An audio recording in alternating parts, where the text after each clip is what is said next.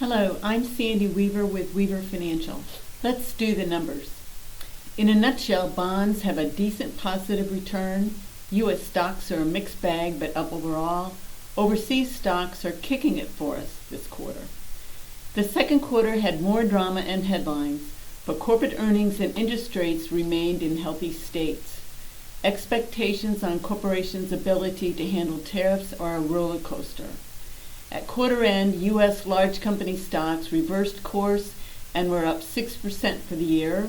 Small companies still suffer, down negative 2% now.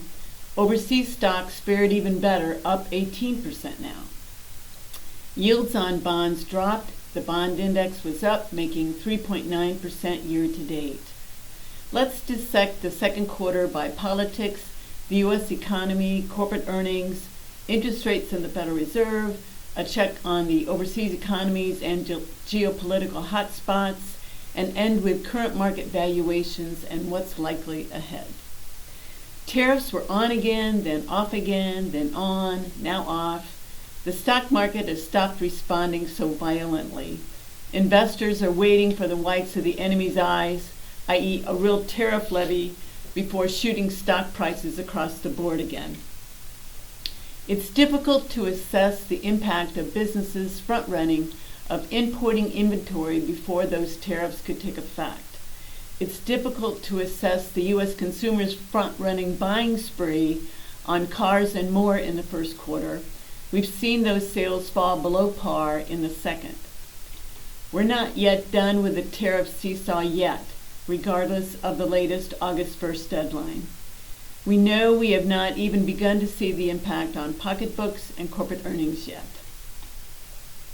That front-running of businesses stocking up on inventory before tariffs could be implemented cost us a negative GDP contraction of minus 0.5% in the first quarter. The Atlanta Fed's GDP Now tool is predicting positive 2.6% growth for the second quarter. Economists project real GDP growth of 1.5% to 2% for all of 2025. That has to be a rough estimate given the uncertainties. June's retail sales are projected to grow by 0.3%. April and May also reflected similar no growth, reversing some of the buying spree we had in the first quarter. June's job report showed decent job growth. Unemployment little changed at 4.1%, but labor supply participation is down because the over 55 participation rate is at a 19-year low, and immigrant workers have declined by 1.1 million since March alone. There's a positive correlation between a country's economic growth and the growth of its labor supply, or lack of. Corporate earnings grew a robust 14% in the first quarter.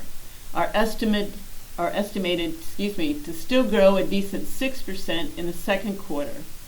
Many companies are refusing to give guidance on what their earnings for all of 2025 may be due to uncertainty. While investors have run up the U.S. stock market to high valuations again, Schwab's Pro Liz Ann Saunders says businesses are far more cautious.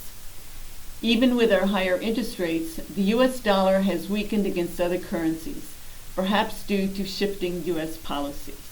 It's down 10% in 25 alone. That decreases earnings at our large tech companies.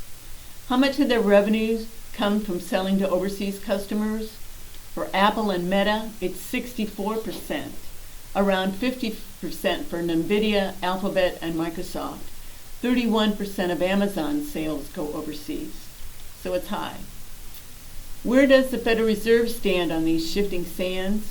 Waiting for data in defiance of political pressure. Rates remain as is. Their mission is stable prices and full employment. They see an economy still doing okay, inflation higher than their 2% target, but close, 2.4, and a low unemployment rate. In minutes from their June meeting, they anticipate some inflation from tariffs whenever those actually all get put in place.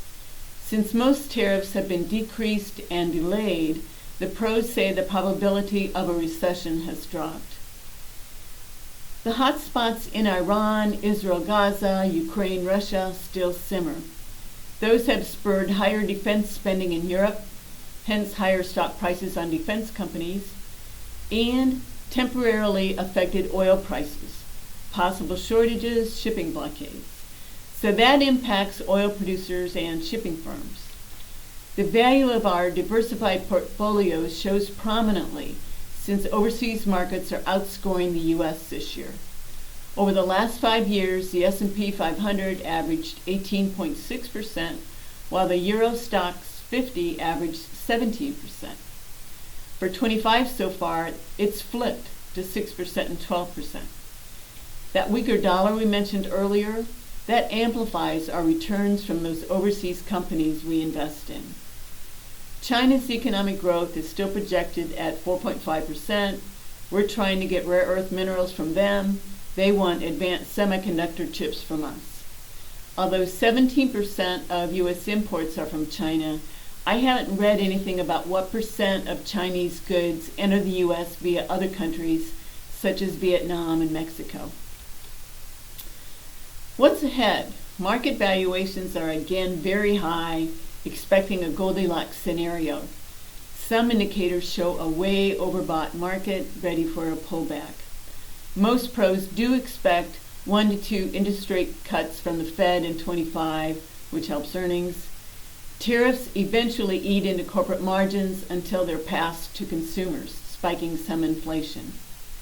Corporations may not be talking, ask Walmart why, but they're still growing earnings.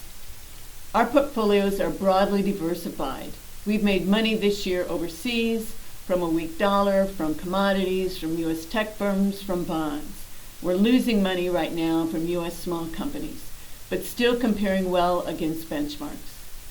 Thank you for your interest. Please call or email if you want to dig in further. I'm glad to pass on my readings, podcasts, and the other sources.